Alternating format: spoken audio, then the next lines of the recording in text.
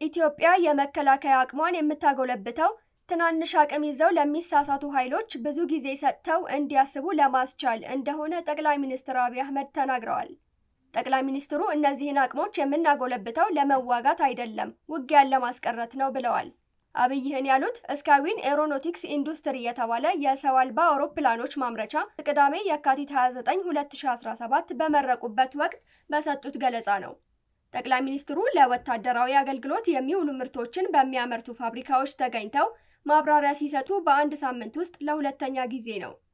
ባለፈው ረቡዕ በኦሮሚያ ክልል አምቦ ከተማ አቅራቢያ የሚገኘውን የሆሚቾ ጥይት ፋብሪካ የጎበኙት ጠቅላይ ሚኒስትር አብይ ኢትዮጵያ ከወታደራዊ ግብአት አንጻር የነበረባትን ውስንነት ከሞላ ጎደል ፈታለች ብለው ነበር።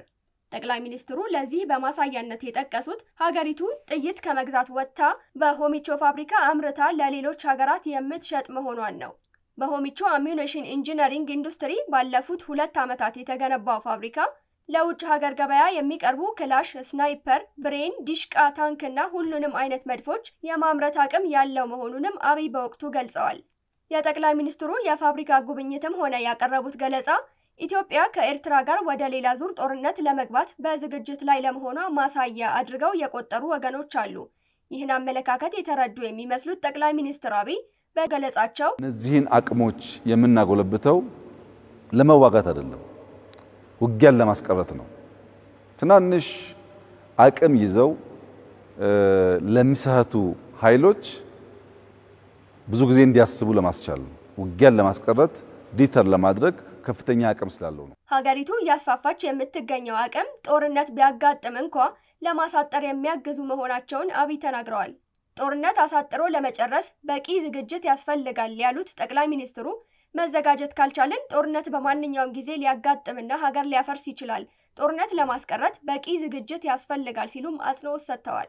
እንደ ትናንትናው አንለምንም፣ እኛን የምናመርተው እንደ ትናንትናው አንገዛም፣ እዚሁ ነው የምናመርተው። እንደ ትናንትና በቁጥር አንያዝም፣ ማባዛት እንችላለን። ጠቅላይ ሚኒስትሩ ከጥቂት ዓመታት በፊት ከጦር መኮንኖች ጋር ባደረጉት ውይይት አዳዲስ የጦር አቅሞችንና አቅም አባዥ መሳሪያዎችን ለመታጠቅ በትልም መልክ አስቀምጠው እንደነበር በትላንቱ ገለጻቸው አስታውሰዋል። ሆኖም ኢትዮጵያ ወደ ጦርነት በገባችበት ወቅት እነዚህን መሳሪያዎች በራሷ ገንዘብ ለመታጠቅ ያደረገችው ሙከራ አለመሳካቱንና ግዢም ከጀመረች በኋላ የነበረው ሂደት ቀላል እንዳልነበር አስረድተዋል። ድሮን ገዝተን ለመታጠቅ የምንፈልገውን አይነት የምንፈልገውን ቅርጽ መግዛት እንዳንችል ሻጮችም ሌሎችም ጫና ያሳድሩብን ነበር። በኋላ ተሳክቶልን ድሮን ገዝተን መታጠቅ ስንችል አጠቃቀሙ በፈለግነው ልክ ኦፕሬት ማድረጉ በራስ ፈተና ነበር። ከጥቅምት 2013 ዓ.ም ጀምሮ ለ2 ዓመት በተካሄደው የሰሜን ኢትዮጵያ ጦርነት ወቅት ኢትዮጵያ በቻይና፣ ኢራንና ቱርክ የተሰሩ ሰው አልባ አውሮፕላኖችን ስትጠቀም መቆየቷን በጉዳዩ ላይ ጥናት የሚያደርጉ ዓለም አቀፍ ተቋማት ያወጧቸው መረጃዎች ያመለክታሉ። ከዚህ ጦርነት በኋላ በአማራ ክልል ከፋኖ ታጣቂዎች ጋር እየተካሄዱ ባሉ ውጊያዎች የመከላከያ ሰራዊት ሰው አልባ አውሮፕላኖችን መጠቀም ቀጥሏል። የመከላከያ ሰራዊት በተለያዩ የኦሮሚያ አካባቢዎች በሚያደርጋቸው ወታደራዊ እንቅስቃሴዎችም የሰው አልባ አውሮፕላኖችን በመጠቀም ጥቃት ሲፈጽም መቆየቱን በተለያዩ ዘገባዎች ላይ ተጠቅሷል። እነዚህን መሰል ጥቃቶች ከወታደራዊ ኢላማዎች ይዞታዎች ባሻገር በሰላማዊ ዜጎች ላይ ከፍተኛ ጉዳት ማድረሳቸውን የኢትዮጵያ ሰብአዊ መብቶች ኮሚሽንን ጨምሮ ሌሎችም የሰብአዊ መብት ተሟጋች ተቋም በየጊዜው ሲገልጹ ቆይተዋል።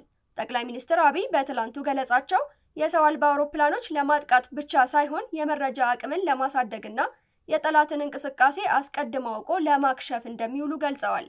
በኢትዮጵያ መመረት የጀመሩት የሰው አልባ አውሮፕላኖች ስማርት ሴንሰር ያላቸውና በሰው ሰራሽ አስተውሎት የታገዙ መሆናቸውን የጠቀሱት አብይ ለማጥቃትና ለቅኝት ስራ እንደሚውሉ አስረድተዋል። የሰው አልባ አውሮፕላኖቹ ለመከላከያ ሰራዊት ብቻ ሳይሆን ለፖሊስና ለደህንነት ተቋማት የሚሰጠው የማባዛት አቅም በጣም ከፍተኛ ነው ሲሉም ተደምጠዋል። ስካይዊን ኤሮኖቲክስ ኢንዱስትሪ የሚያመርታቸው የሰው አልባ አውሮፕላኖች ለሲቪል አገልግሎት እንደሚውሉም ተጠቅሷል።